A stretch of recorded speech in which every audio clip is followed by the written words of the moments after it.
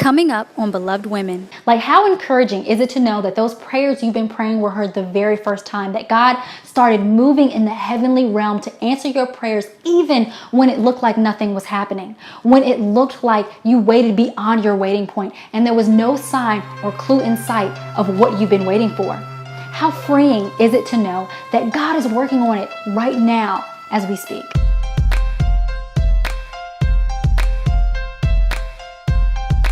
Thank you so much for tuning in to Beloved Women's Bible Study, where we encourage, uplift, and equip women in the love of Jesus Christ and the truth of God's Word. For even more free resources from Beloved Women and to subscribe to our weekly devotion, I invite you to visit belovedwomen.org. Hello, beloved. Today we are continuing our Daughters of Fire series, where we are learning life lessons and wisdom from Elijah in the Bible on how to live passionate lives for Jesus Christ.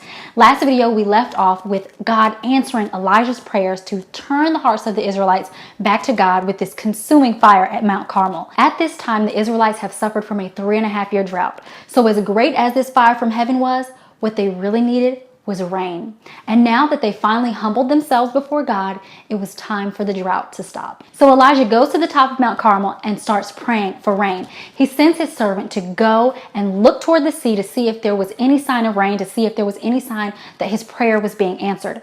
But when his servant came back, he reported that there was no sign of rain. So Elijah keeps praying and sends his servant back 7 times to see if God finally answered his prayer for rain. Finally, on the last and 7th time, the servant reported that there was a sign of rain. In 1 Kings 18:44, we read, "The 7th time the servant reported, a cloud as small as a man's hand is rising from the sea. So Elijah said, 'Go and tell Ahab, hitch up your chariot and go down before the rain stops you.' Meanwhile, the sky grew black with clouds, the wind rose, and a heavy rain started falling, and Ahab rode off to Jezreel." So there are 2 points I want to make about Elijah in this text. One, he prays until he gets an answer. He does not get distracted, but he takes his request to God faithfully.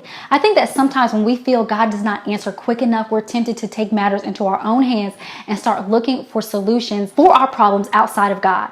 And the dangerous thing about that is it makes the problem worse because it further distances us from the actual solution found in God. So what I mean is we start investing time and energy in people and things to fulfill us in ways that only God can. And what this does is just create a greater void in our lives. Elijah's patience to keep praying and seeking God in the matter reminds me of Daniel. For 3 weeks, Daniel prayed and fasted for God to answer his prayer, and he did not stop until he got an answer. In Daniel chapter 10, we read that God sent an angel to give Daniel understanding about his prayer the first time he prayed. The Bible tells us, since the first day Daniel prayed, God answered.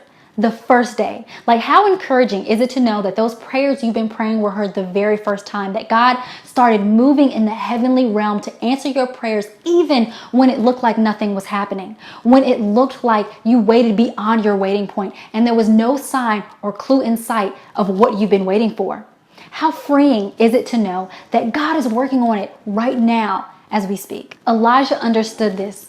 This is why he does not stop praying to God and seeking God for what only God can do. I am not saying don't seek outside help, but what I am saying is seek God first for direction as to how he wants you to go about handling whatever it is that you're praying for.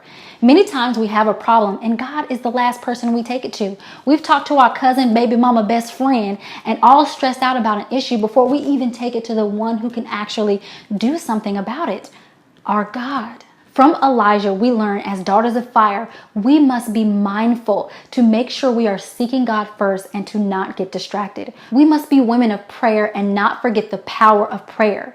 You want to start seeing some change in your life? You want to see God move in your life like never before? I challenge you to start praying daily. If you want to learn more about how to pray, I encourage you to read the book Fervent, A Woman's Battle Plan for Serious, Specific, and Strategic Prayer by Priscilla Shirer. I did a book review on that book and you can check it out. I'll probably put a link somewhere here or in the description box. But what made Elijah so powerful and able to be used by God in such a mighty way is that he was a man of serious prayer. James 5:17-18 tells us, Elijah was a human being, even as we are. He prayed earnestly that it would not rain, and it did not rain on the land for 3.5 years. Again, he prayed, and the heavens gave rain, and the earth produced its crops. James is saying there wasn't anything spectacular about Elijah in and of himself. He was just like us. But it's through his prayers and faithfulness to seek God and serve God humbly that we have this great testimony of Elijah in the Bible. The second point I want to make about Elijah from today's text is that he trusted God. He did not just pray, but he believed God would answer. Did you notice that Elijah's servant came back to him the seventh time and reported that he saw a cloud only the size of a man's fist? That's not really that big. Yet he tells Ahab, look, pack up, there's about to be a heavy rain. So much rain, actually, it might hinder their travel back to the palace. Now, from this one little cloud, it did not appear there would be much rain. But Elijah knew what we learned in part 3 of this series.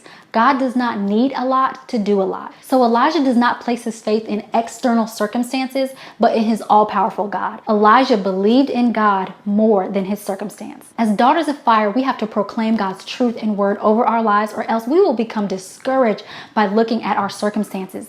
Which is why prayer is so important, because it's in praying and seeking God and reading and knowing his word that we can ground ourselves in the truth of God and not be discouraged and beat down by our circumstances. When we are waiting on God, our greatest strength is found in praying and believing. Now let's keep this conversation going, beloved. Comment and let me know, what are you currently praying and seeking God for today? And what prayers has God mightily answered for you in the past? I cannot wait to hear how God is moving in your lives. If you are looking for more wisdom and encouragement on how to passionately live for Jesus Christ, be sure to check out my book, Daughters of Fire. And if you enjoyed this week's video, be sure to share it with a friend. You never know who might need some beloved encouragement today. I post new videos every week, so be sure to subscribe so you never miss a video. As always, thank you so much for watching.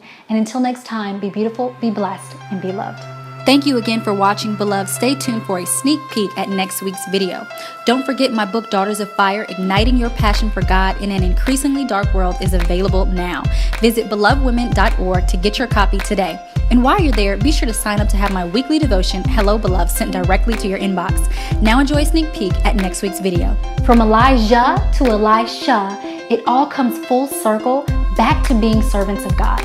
The call of God's daughters of fire is to serve, and many won't answer the call because they don't want to humble themselves. We want to be great, but we don't want to serve. But the call on our lives is greater than just thinking of ourselves.